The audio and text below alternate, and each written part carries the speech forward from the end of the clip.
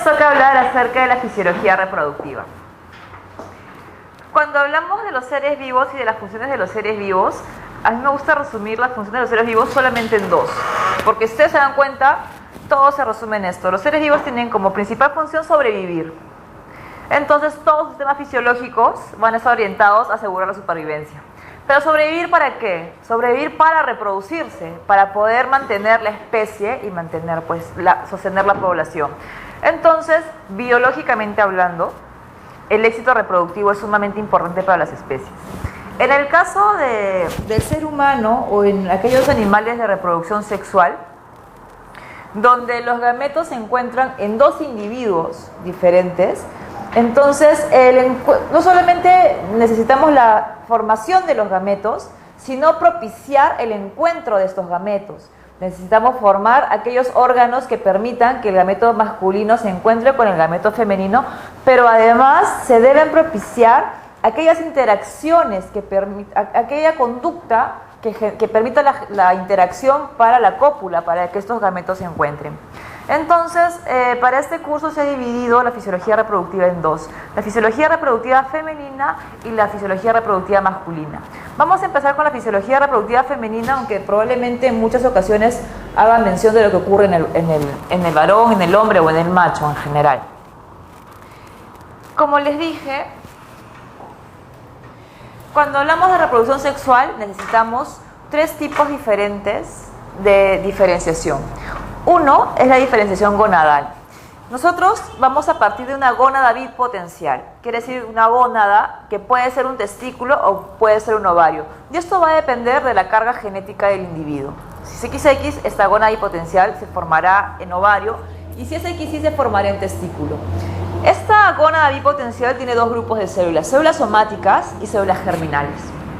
Cuando ya se sabe, cuando el órgano ya está en el momento de la diferenciación, en el que ya se conoce su destino, esas células migrarán de forma diferente. Si la carga genética es XX, las células germinales van a migrar hacia la periferia, una zona que se llama corteza. Mientras que si la carga genética es XY, las células germinales migrarán hacia el centro, vamos a llamarlo médula, para formar el testículo. Entonces la diferenciación gonadal depende básicamente de la carga genética. Pero, además de la producción de gametos por parte de las gónadas, hemos dicho que se tienen que formar las estructuras que permitan que se encuentren los gametos y que haya las conductas que permitan que interactúen machos y hembras. Estas dos características van a estar reguladas por el sistema endocrino. Entonces vamos a ver que las gónadas no tienen solamente como función la de producir los gametos, sino además de producir hormonas. Entonces, una vez que hubo la diferenciación gonadal, que es la que va a determinar si van a producir espermatozoides u óvulos, además esta gónada ya diferenciada va a tener una actividad endocrina diferente. Como parten de las mismas células, que se van a diferenciar ya las células del testículo y del ovario, el mecanismo de acción de la esteroidogénesis es muy semejante. Tanto testículo como ovario sintetizan testosterona por acción de las hormonas hipofisiales. La diferencia entre el testículo y el ovario es la actividad de una enzima que se llama aromatasa. La aromatasa es una enzima que convierte testosterona en estradiol. Entonces la diferencia entre el testículo y el ovario es la actividad de aromatasa. En el ovario habrá una mayor actividad de aromatasa y en el testículo una menor actividad de aromatasa, de tal forma que en el ovario se produce testosterona y la mayor parte de la testosterona se convierte en estradiol, mientras que en el testículo se produce testosterona, pero como tengo poca aromatasa, solamente un poco se convierte en estradiol. Entonces, estas hormonas producidas por la gónada van a ser las responsables de los dos siguientes puntos: de la diferenciación genital, porque recordamos que también vamos a partir de estructuras bipotenciales, ya sea para formar los genitales masculinos o los genitales femeninos. Y estas hormonas gonadales también van a actuar en el cerebro, van a actuar en el sistema nervioso central, en el cerebro, en el hipotálamo, generando un dimorfismo sexual en el cerebro, que no solamente va a ser responsable de los diferentes mecanismos de regulación de la función reproductiva, sino de los patrones conductuales característicos de machos y hembras. Recordemos que tiene que ocurrir que haya una interacción en ambos para que se pueda llevar la fecundación. Entonces, cuando hablamos de fisiología reproductiva femenina, sabemos que fisiología es la ciencia que estudia los sistemas, cómo funciona. En este caso será cómo funciona el aparato reproductivo femenino. Como les dije, no solamente vamos a ver la producción de los gametos, en este caso el óvulo, sino también de la acción hormonal que permite que ocurran cambios fuera de la gónada. Por ejemplo, en el caso de las hembras, si hablamos del humano, de mamíferos en general, el desarrollo embrionario es intrauterino. Entonces, hemos dicho que la finalidad de todo ser vivo es sobrevivir y sobrevivir para reproducirse. Entonces, a lo largo del ciclo, el cuerpo se prepara para una concepción. Pero no solamente para la concepción, sino prepara el útero para el desarrollo embrionario de este producto. Entonces, cada ciclo hay una serie de cambios en el organismo. Hay cambios a nivel vaginal para favorecer el coito. Hay cambios a nivel tubular para favorecer el movimiento del fluido tubular y el desplazamiento del óvulo. Hay cambios en el endometrio, porque si hay fecundación es ahí donde va a ocurrir la implantación. Hay cambios en las glándulas mamarias. Yo digo, ¿pero por qué las glándulas mamarias eso va a suceder después del parto?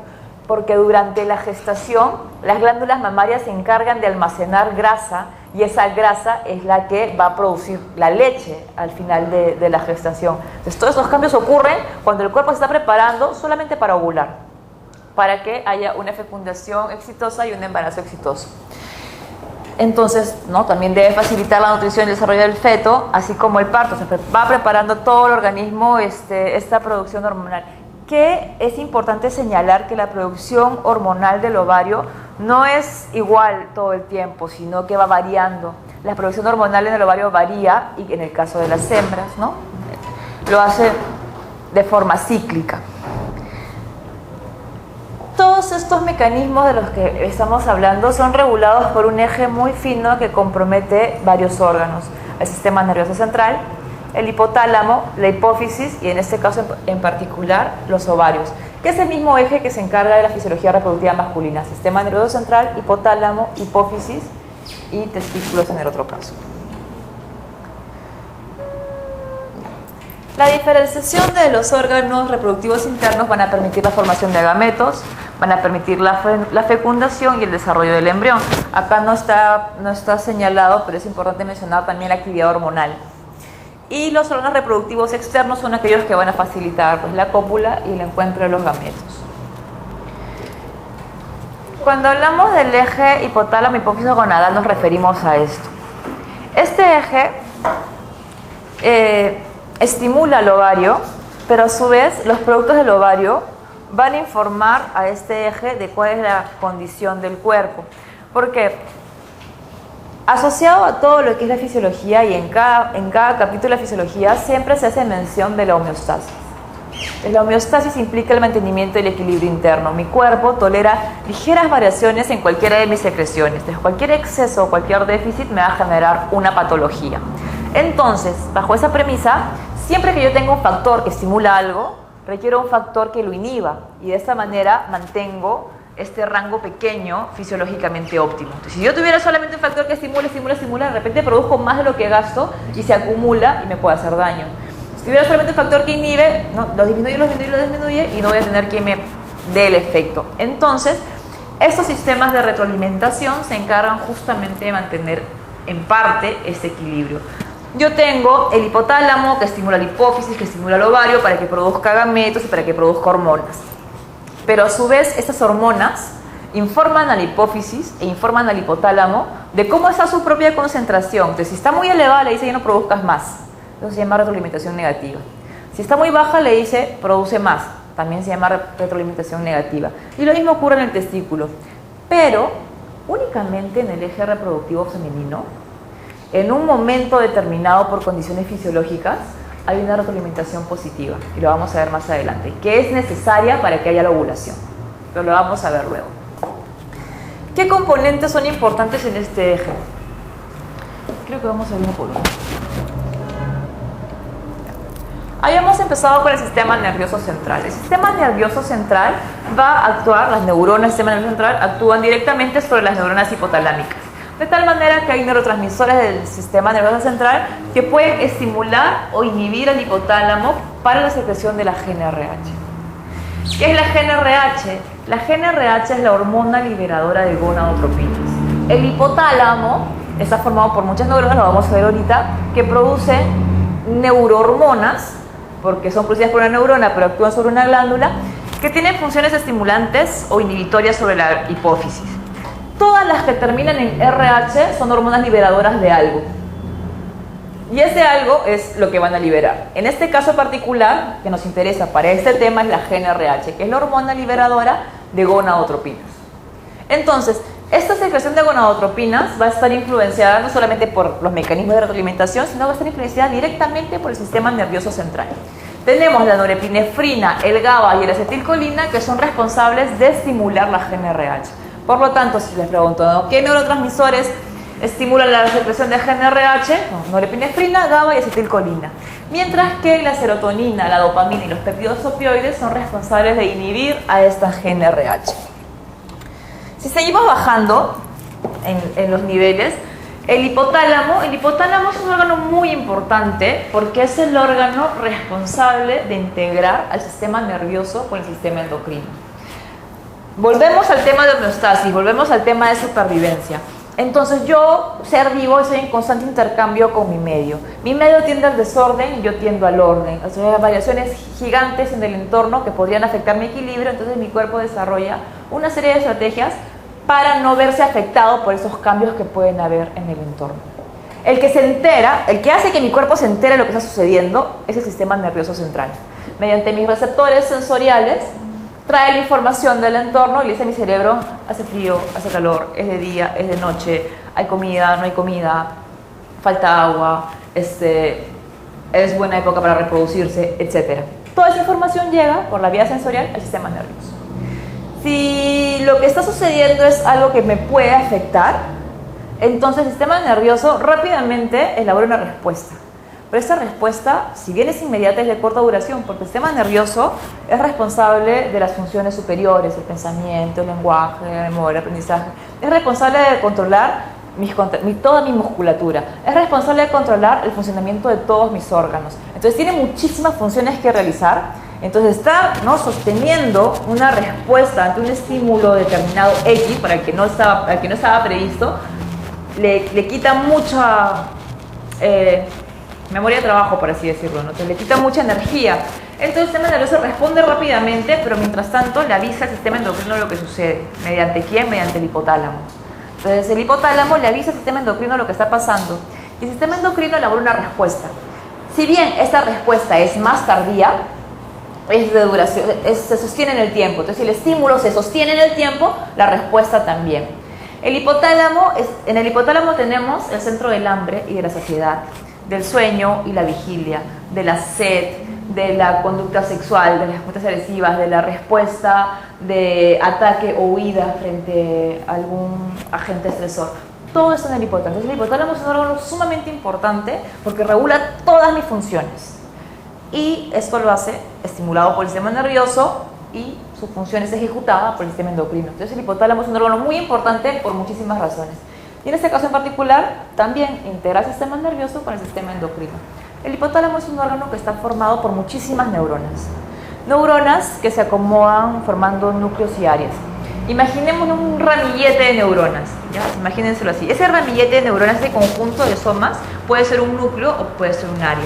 Estos ramilletes de neuronas tienen como función producir una neurohormona en particular ante un estímulo determinado. Acá podemos ver la cantidad de núcleos y áreas que están formando el hipotálamo. Son un montón. De todas estas, ¿cuáles me importan?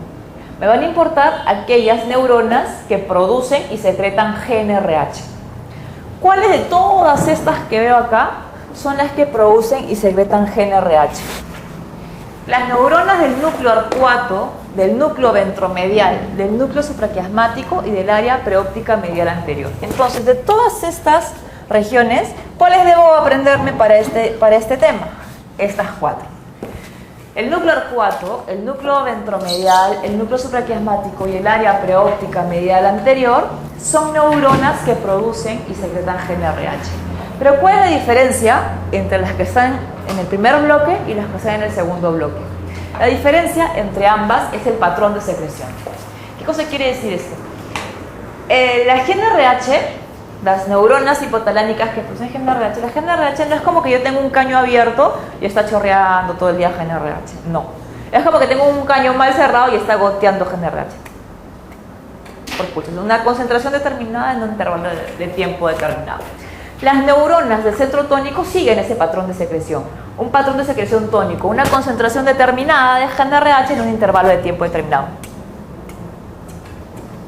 Pero estas neuronas, la del núcleo supraquiasmático y la del área preóptica medial anterior, que forman el centro cíclico, son las responsables de los picos del GnRH, de liberar una alta concentración de GnRH en un momento determinado. Y luego, como que se encienden, se apagan. Y luego habrá otro estímulo que las enciende y las apague. Y ese estímulo se repite de forma cíclica. En el hombre solamente funciona, solamente secreta GnRH el centro tónico. El centro cíclico en el cerebro del varón, por acción de la testosterona testicular durante el desarrollo embrionario, se bloquea. Entonces, la pubertad solamente funciona el centro tónico en el varón. En cambio, en la mujer, como no hubo una elevada concentración de testosterona durante el desarrollo embrionario, porque la mayor parte de testosterona producida por el testículo, por el ovario, se iba convirtiendo en estrógeno por aromatasa, entonces el centro cíclico funciona perfecto. Este centro tónico, este centro cíclico, recién van a activarse en la pubertad. ¿Por qué? Es como que durante toda la infancia la función reproductiva está suprimida, no está congelada, porque estamos diciendo que la finalidad es sobrevivir y sobrevivir para reproducirse. Durante la niñez, la infancia, el cuerpo todavía no ha madurado, continúa en crecimiento, continúa en desarrollo, tiene un gran gasto energético, un gran desgaste metabólico porque está formando tejidos. Por lo tanto, no podría dar sustento a un desarrollo embrionario. Entonces, no está apto. Entonces, en ese periodo, pues no requiere esta función. Cuando el cuerpo ya alcanza la madurez somática, sus órganos ya están completamente formados, en una perfección, el tamaño que alcanzó es suficiente, entonces ya viene un proceso no de formación, sino de mantenimiento de tejidos. Entonces, ahí es recién cuando ya está hábil para reproducirse. Y es ahí cuando recién se activan todos estos mecanismos. La GnRH hipotalámica actúa sobre la glándula hipófisis o pituitaria para producir. ¿Qué cosa es la GnRH? Hormona liberadora de gonadotropinas. ¿Qué hace? Hace que la hipófisis produzca las gonadotropinas. ¿Por qué se llaman gonadotropinas? Porque su tropo, su sitio de acción es la gónada. Y estas gonadotropinas son dos. Y lo vamos a ver a continuación. Son la LH y la FSH. Entonces acá podemos ver, acá tenemos el hipotálamo, acá está la hipófisis. Y tenemos el centro cíclico formado por el área preóptica medial anterior, el núcleo supraquiasmático, y el centro tónico formado por el núcleo ventromedial y el núcleo arcuato. De todos los núcleos y áreas del hipotálamo, los que me interesan son estos, que son los que producen y secretan GnRH. La GnRH hipotalámica, como casi todas las sustancias hipotalámicas, es un decapéptido, es una hormona o un mensajero de naturaleza peptídica. En este caso es un decapéptido porque está formado por 10 aminoácidos. Casi todas las hipotalámicas son peptídicas. Y son peptídicas pequeñas. Miren, la TRH tiene solamente 3 aminoácidos. Entonces, en este caso la GnRH está formada por 10 aminoácidos y es liberada hacia una región que se llama la eminencia media, donde hay un juego de vasos sanguíneos que se llama la vía porto-hipofisiaria. ¿Por qué les hago mención de esto? Vamos a bajar a la hipófisis mejor, ¿ya? Después mencionamos esto. La hipófisis, seguimos bajando en niveles, es un órgano bilobulado. Está formado por dos lóbulos, lóbulo anterior y lóbulo posterior. Adenohipófisis o neurohipófisis respectivamente. Si bien los dos lóbulos forman un solo órgano, esos dos lóbulos son como que independientes. Tienen funciones diferentes y características diferentes. Y eso se debe a que durante el desarrollo embrionario, cada lóbulo surge de un origen distinto. La adenohipófisis se forma a partir de una vaginación de la cavidad oral hacia arriba, que forma una bolsa que se llama la bolsa de Rathke.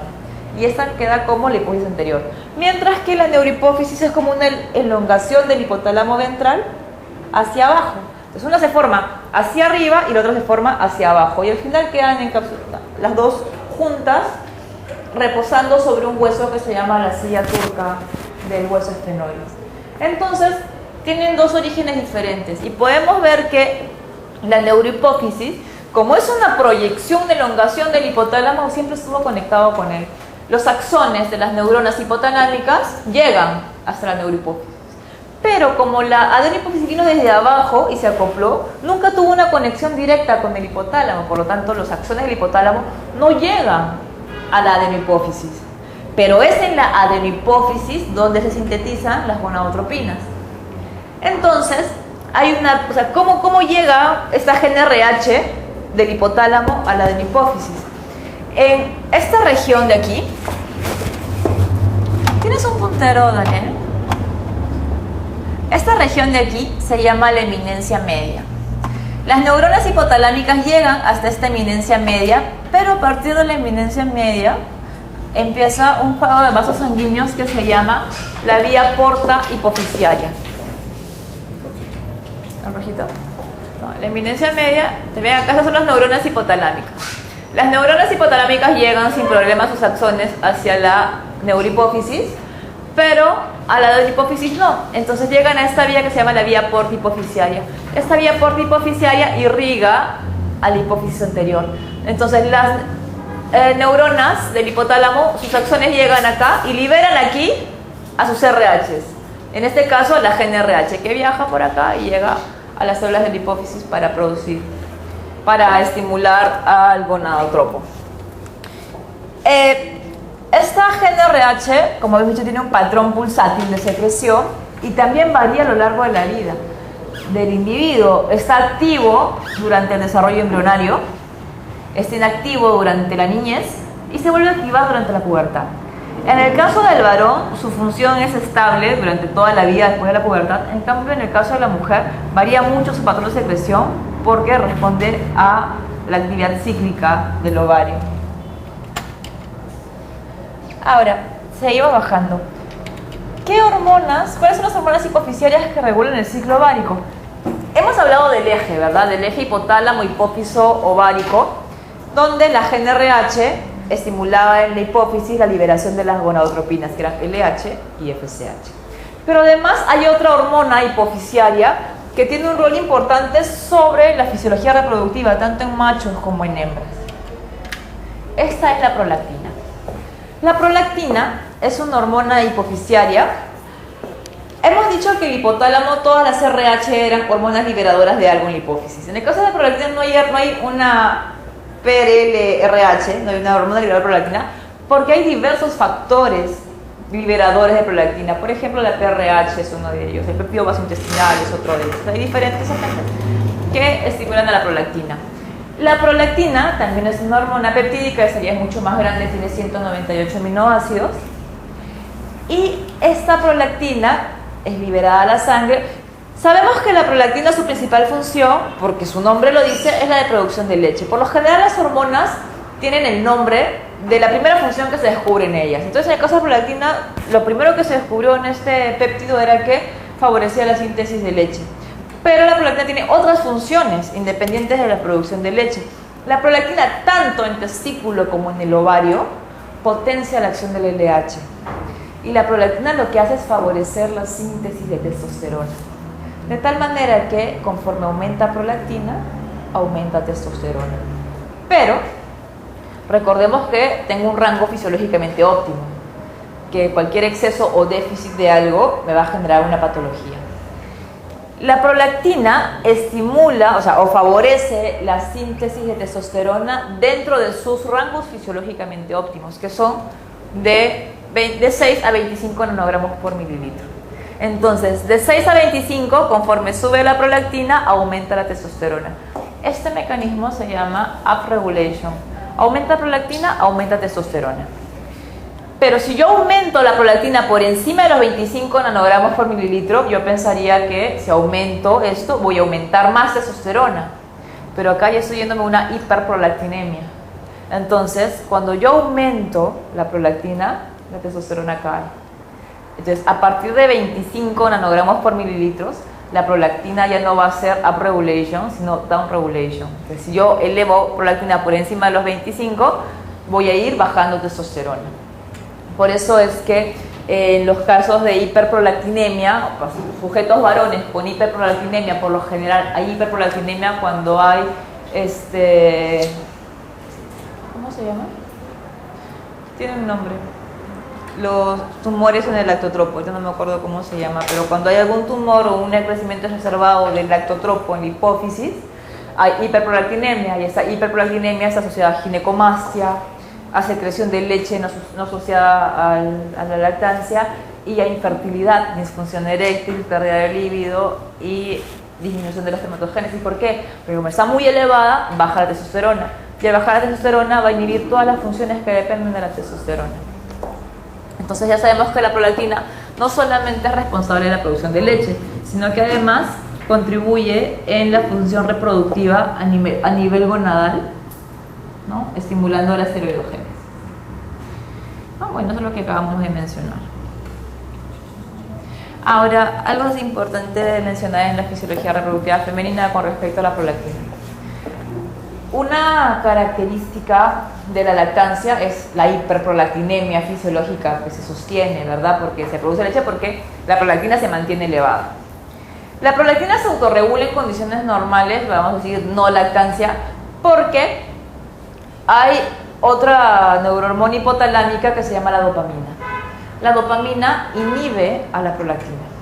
Y la prolactina a su vez estimula dopamina, de tal manera que si la prolactina aumenta, su aumento aumenta dopamina, y como la dopamina inhibe prolactina, baja su concentración.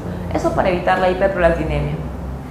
Pero ¿cómo se sostiene la hiperprolactinemia durante la lactancia? Es por varios mecanismos, pero uno de ellos es porque durante la lactancia esa vía dopaminérgica, ¿no? Sobre todo las neuronas tuberoinfundibulares dopaminérgicas que van hacia los factores liberadores de prolactina, se bloquean. Entonces, la prolactina, cuando empieza a aumentar durante la lactancia por la succión de leche, aumenta dopamina. Y sí la aumenta. Lo que pasa es que ya se vuelve insensible a la dopamina, entonces no deja que la dopamina la inhiba. Pero ese aumento de dopamina, si recordamos una de las primeras diapositivas, la dopamina inhibía GnRH, ¿verdad? Entonces, durante la lactancia aumenta prolactina. Si aumenta prolactina, aumenta dopamina. Si aumenta dopamina, se inhibe GnRH. Si se inhibe GnRH, ¿habrá ovulación? No, pues se corta todo el eje. Y es por eso que se da la amenorrea por lactancia materna, o el método del MELA, ¿no? La amenorrea por lactancia materna, que al haber una elevada y sostenida concentración de prolactina, se está estimulando la dopamina, y la dopamina está bloqueando el eje hipotálamo hipófiso gonadal. Pero eso dentro de condiciones muy específicas, lactancia exclusiva, no recuerdo con qué frecuencia, para mantener una concentración suficientemente elevada de prolactina para que la dopamina pueda inhibir a GnRH.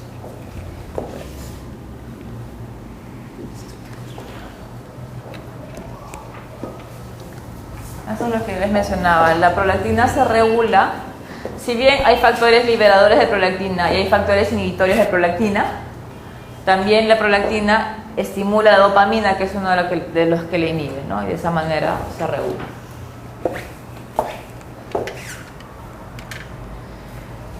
La LH, la prolactina no tiene nada que ver con el eje hipotálamo hipófiso gonadal, sino que es aparte, contribuye. Pero dentro del eje hipotálamo hipófiso ovárico tenemos a la LH y la FSH, que son las que son estimuladas por la GnRH. La LH y la FSH se llaman así, como voy a mencionar, por la primera función que se descubrió en ellas. La LH se llama hormona luteinizante porque su función es formar el cuerpo lúteo. Y la FSH es la hormona folículo estimulante porque su función es estimular el desarrollo folicular. Sin embargo, pese a sus nombres, también actúan en el testículo, donde no hay cuerpo lúteo ni folículo. Pero recordemos que durante el desarrollo embrionario vienen de precursores, del mismo precursor, ¿no? Entonces va a tener un mecanismo de acción similar aún en células testiculares. La LH y la FSH también son hormonas peptídicas, pero son más grandes. Son tan grandes que están constituidas por dos subunidades, la subunidad alfa y la subunidad beta. ¿Por qué hablo de la subunidad alfa y la subunidad beta? La subunidad alfa es idéntica en ambas y la que difiere es la beta. Por ejemplo, el efecto biológico va a depender básicamente de la subunidad beta de estas gonadotropinas. Ambas son estimuladas por por GnRH. Ahora, si bien ambas son estimuladas por GnRH, su producción es diferente. Las células que producen LH son mucho más sensibles que las que producen FSH. Se saturan a bajas concentraciones. ¿Qué cosa quiere decir esto? Que a una misma concentración de GnRH, yo siempre voy a tener más LH que FSH. Y eso cuando vemos las grafiquitas, ¿no?, del ciclo menstrual, vemos que la concentración de LH está de lejos muy por encima del FSH, e incluso los picos, el pico de LH es muy pronunciado, mientras que el pico de FSH es mucho más tenue. Entonces se ve que, por un lado, les puedo explicar la otra razón, pero una de las razones es porque las células que producen LH son mucho más sensibles a GnRH que las de FSH. Esta LH y FSH actúan en las células del ovario. Habíamos dicho que si el destino de mi gónada hipotencial era de formar un ovario, las células germinales migraban hacia la periferia. Acá hay varias cosas importantes que señalar. Primero, que el que produce hormonas no es el ovario, sino el folículo en desarrollo en el ovario. Por eso es que cuando a una mujer se le acaban los folículos, ya no tiene estrógenos, porque no es el ovario que produce los estrógenos, son los folículos que se estaban desarrollando. Una diferencia entre machos y hembras, entre hombres y mujeres, con respecto a la producción de gametos, es que en el caso de los hombres, las células germinales pueden hacer mitosis toda la vida, entonces nunca se acaba el stock. En cambio, en el caso de las hembras, las células germinales hicieron mitosis en el ovario del embrión. Hicieron mitosis todas las que pudieron. Y luego, en un momento determinado, todas las células germinales, todas, entran a meiosis. Entonces, si una célula entra en meiosis, ya no se puede dividir más, ¿verdad? Entonces, como todas entran en meiosis, quiere decir que yo no quiero ninguna más para que haga mitosis. Lo que quiere decir que las que tengo son las únicas que tengo. Entonces, durante el desarrollo embrionario, todas las células hacen mitosis y luego todas hacen meiosis y se quedan detenidas en la profase 1 de la meiosis. ¿Se acuerdan de meiosis, verdad? Tenemos meiosis 1, meiosis 2. Todas se quedan detenidas en la profase 1 de la meiosis. Entonces una niña nace con, no sé, pues 700.000 folículos, con todas sus células germinales detenidas con todas sus ovonias detenidas en la profase 1 de la meiosis 1. Y están así como que dormidas, hasta que llega la pubertad. Como son las únicas que tengo, las únicas que voy a tener y no tengo dónde sacar más, entonces el cuerpo dice hay que cuidarlas, ¿no? Que hay que protegerlas de cualquier daño químico, mecánico que puedan sufrir de aquí hasta que la niña llegue a los 12 años. Entonces, a esta célula germinal se le agrega una capa de células somáticas. Esta asociación entre esta célula germinal y la capa de células somáticas que la cubre para cuidarla se llama folículo. Entonces, totalmente diferente a lo que pasa en la espermatogénesis, que lo vamos a ver después. Entonces, el folículo es mi célula germinal cubierta de células somáticas. Entonces, están así todas en folículos con una capa de células planas que se llaman células de la pregranulosa. Luego, cuando llegamos a la pubertad, se reclutan varios folículos. Y estos folículos se van reclutando de forma continua, ¿no? Todo el tiempo se reclutan folículos. Pero llega un momento en el que se hacen sensibles a la acción de la FSH, hormona folículo estimulante. ¿Por qué? Porque estimula el desarrollo del folículo. Este folículo debe madurar. ¿Qué cosa implica? Que mi célula germinal que estaba detenida en profase 1 retome la meiosis y continúe la división. Pero además, estas células foliculares que estaban cubriéndola también son estimuladas por la FSH y empiezan a proliferar, aumentan en número, y son esas células somáticas las que producen las hormonas. Entonces empiezan a aumentar en número y se empiezan a formar las células de la granulosa, que aumentan en cantidad, y luego más en la periferia del folículo se agregan otras células que se llaman las células de la teca. Entonces la maduración folicular hace que el folículo crezca, proliferen las células foliculares, que se produzcan hormonas por acción de células foliculares, que la célula germinal retome la meiosis para que pueda madurar y ser fecundada. Entonces todo eso hace la FSH y lo vemos ahí. Pero además, dice el último punto, estimula los receptores para la LH. ¿Qué cosa es la LH? La LH es la hormona luteinizante. Entonces, como su nombre lo dice, va a formar el cuerpo lúteo. ¿Cómo lo forma? Yo tengo el folículo, que ya creció y creció un montón, y tengo muchas células de la granulosa, células de la teca que están produciendo testosterona que se convierte en estradiol y están ahí trabajando. El cuerpo lúteo es cuando yo saco el óvulo, una cosa importante que hay que mencionar. Esa célula germinal, con esas células foliculares, están en comunicación. Mi célula germinal se comunica con las células de la granulosa y con las de la teca y todas ellas se comunican en una comunicación paracrina. Entonces, cuando yo saco mi célula germinal del folículo, el folículo pierde parte de la comunicación paracrina, ya no está el óvulo, entonces pierde parte de los mensajeros. Entonces, estas células que quedaron del folículo se empiezan a transformar. Se transforman y ya no se llaman células foliculares, ya no se llama folículo, se llama cuerpo lúteo. Entonces, la hormona luteinizante, ¿qué es lo que va a hacer? Va a hacer que se forme el cuerpo lúteo. ¿Cómo forma el cuerpo lúteo? Sacando el óvulo. Entonces, la hormona luteinizante, la LH, lo que hace es induce la ovulación. Induce la ovulación y el remanente de células foliculares que quedan son lo que se conoce como el cuerpo lúteo. Y como ya no tiene esa comunicación paracrina con la célula germinal, ya no es acá su prioridad producir estrógenos y testosterona y estrógenos, sino que su función cambia ahora y produce principalmente progesterona. ¿Correcto? La progesterona es sumamente importante porque, como su nombre lo dice, progesterona, progestación, es la hormona del embarazo. Todos estos cambios que van habiendo durante el ciclo ovárico van cambiando LH, FSH y eso repercute en las células foliculares, en su producción hormonal, aumenta estradiol, luego aumenta progesterona. Estos cambios también generan cambios en el útero, en el epitelio del endometrio. El estradiol lo que hace es favorecer la síntesis, la vascularización del endometrio y la síntesis de la capa funcional del endometrio, que es donde va a ocurrir la implantación. La progesterona hace que esa capa se quede en su sitio y no se caiga, para que pueda haber una implantación y asegurar el embarazo. Cuando la progesterona cae, no hay quien proteja esa capa y esa capa también cae. Y es lo que conocemos como el sangrado menstrual. ¿Sí? Igual vamos a ver eso en un momento. Entonces, ¿cuáles son las acciones de la LH y la FSH?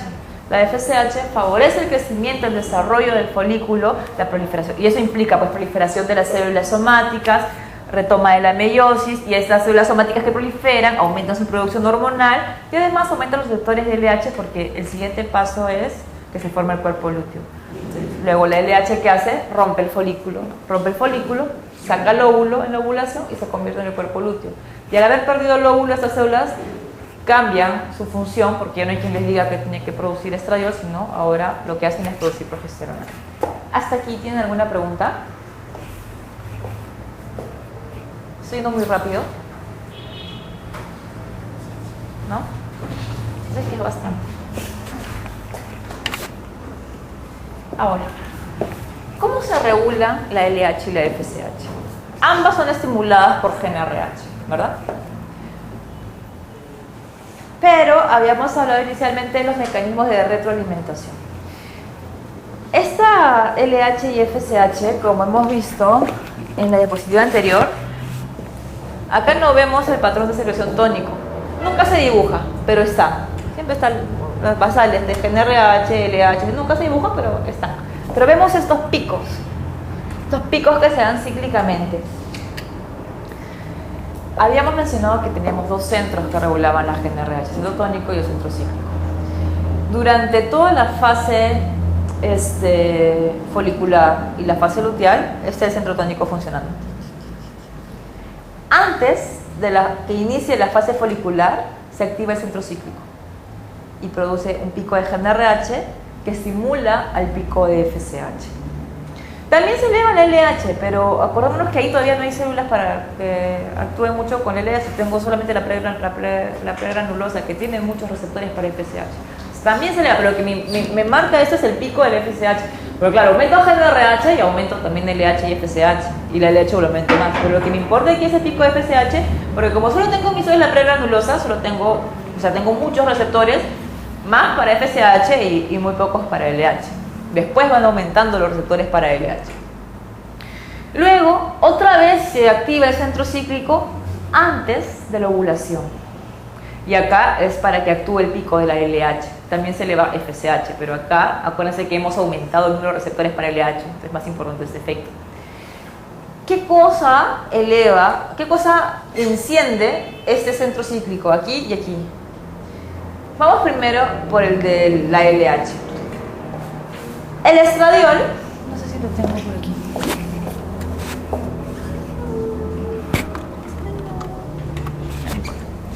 El estradiol está aumentando y el estradiol hace retroalimentación negativa en el hipotálamo y el hipófisis.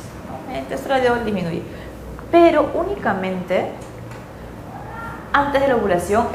Cuando ya el estradiol se elevó mucho, solamente en ese momento, en vez de hacer retroalimentación negativa, hace retroalimentación positiva. Y ahí eleva GnRH y se produce pico del LH. Y ocurre la ovulación. Y luego este cuerpo lúteo produce progesterona. Cuando no hay fecundación, y eso lo vamos a ver después, la progesterona cae. Y si la progesterona cae, es esa caída de la progesterona lo que enciende otra vez el centro cíclico, porque recordemos que la finalidad es reproducirse. Entonces, si no hubo fecundación, es un ciclo fallido, tengo que empezar otro nuevo. Todo el tiempo me estoy preparando para concebir, porque esa es mi función en la vida, reproducirme. Entonces, todo el tiempo mi cuerpo se prepara para concebir. Entonces, la caída de la progesterona indica que no hubo fecundación. Inicia otra vez el ciclo. ¿Qué sucede? Hemos dicho que todos estos cambios hormonales que vemos aquí, vemos por ejemplo que acá el aumento de estrógenos coincide con el incremento del epitelio endometrial. El endometrio tiene dos capas, ¿no? La capa basal y la capa funcional.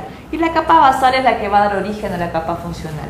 Entonces, conforme aumentan los estrógenos, se va formando esa capa funcional. Y se forma, ¿no?, hasta más o menos el momento de la ovulación. Y luego, cuando está la ovulación, es la progesterona la que mantiene la capa funcional, así que se queda ahí en su sitio. Y ustedes ven acá que cuando cae la progesterona, también se cae la capa funcional. Este cuerpo lúteo que está produciendo progesterona tiene un tiempo de vida media de 6 a 9 días más o menos. En 6 a 9 días, si no hubo fecundación, regresiona, degenera, se muere y ya no hay quien produzca progesterona. Si hubo fecundación, ¿qué sucede? Yo ovulo y mi óvulo solamente lleva 24 horas. Tiene 24 horas para ser fecundado. Yo ovulo y hubo un coito con eyaculación, sin protección. Los espermatozoides nada, llegan al tercio externo de la trompa de falopio y se encuentran con el óvulo y lo fecundan. De 6 a 9 días, mi cuerpo lúteo mantiene la capa funcional del endometrio. Este óvulo fecundado en el tercio externo de la trompa de falopio, si ya fue fecundado, empieza a hacer mitosis y va nadando, va siendo desplazado por las células ciliadas del tubo y por el fluido y llega hasta el útero. Se tarda en llegar al útero de 6 a 9 días. Cuando llega al útero y empieza pues la aposición y luego la adhesión, empieza a producirse una hormona que se llama la hormona coriono-gonadotrópica. Es una gonadotropina producida por el corión. Esta gonadotropina que es producida por el corión se parece un montón al LH. Entonces, si hubo implantación, esta hormona coriono-gonadotrópica viaja por la sangre y viaja al ovario.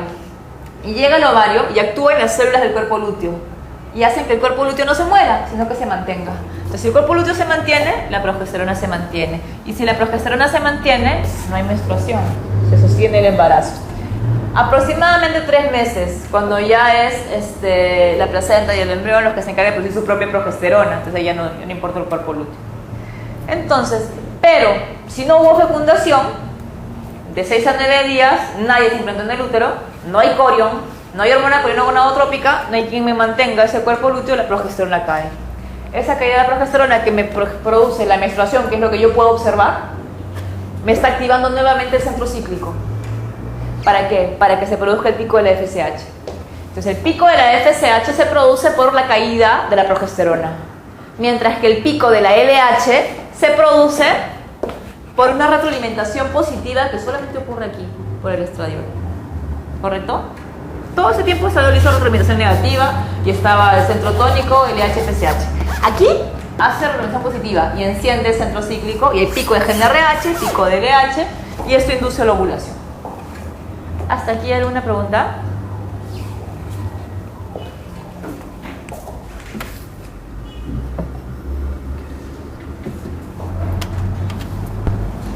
Entonces, habíamos empezado el sistema nervioso central, hipotálamo, hipófisis, ovario. El ovario, como les dije, está formado pues, por la corteza y por la médula. Y los folículos están estratégicamente en la corteza. ¿Por qué digo estratégicamente en la corteza? Y lo pueden ver acá. Al momento de la ovulación, el óvulo tiene que abandonar el ovario, salir del ovario para llegar a la ámpula de la trompa de Fallopian. ¿Cómo sale de acá? Hay una necrosis acá. Se están muriendo las células y es como que se arranca un pedacito de folículo que abandona el ovario. Por eso es que se localiza en la periferia. Pues imaginen que estuviera en la médula como los espermatozoides. Todo lo que tendría que romper por esa lista. Estratégicamente se localizan en la periferia. En la periferia voy a tener muchos folículos en diferentes fases del desarrollo. No como en este dibujo, ¿no? Sino que van a estar en diferentes fases del desarrollo. Nosotros dibujamos, o en los esquemas siempre van a ver el ovario con esta forma. Pero en realidad el ovario es... Imagínense una mora. ¿Cómo es la mora? ¿No? Varias bolitas. Así es el ovario. No es una cosa redonda, sólida, como lo dibujan o lo esquematizan, sino son muchas bolitas, como una mora. Y cada bolita de esa mora son folículos en diferentes fases del desarrollo. ¿Ustedes han ido al mercado alguna vez y han visto a la gallina abierta con todas sus yemas amarillas? No son huevos, ese es su ovario. Entonces, las yemas más grandes amarillas son los folículos que están madurando, que pueden ser fecundados, y los más chiquitos son los que todavía ni siquiera han sido reclutados a la maduración folicular. Entonces, el huevo es el que encuentras pues, por el oviducto, por acá, que ya se formó la yema, la cáscara, pero lo que ves acá arriba, que parece un montón de huevitos, son ese racimo es el ovario.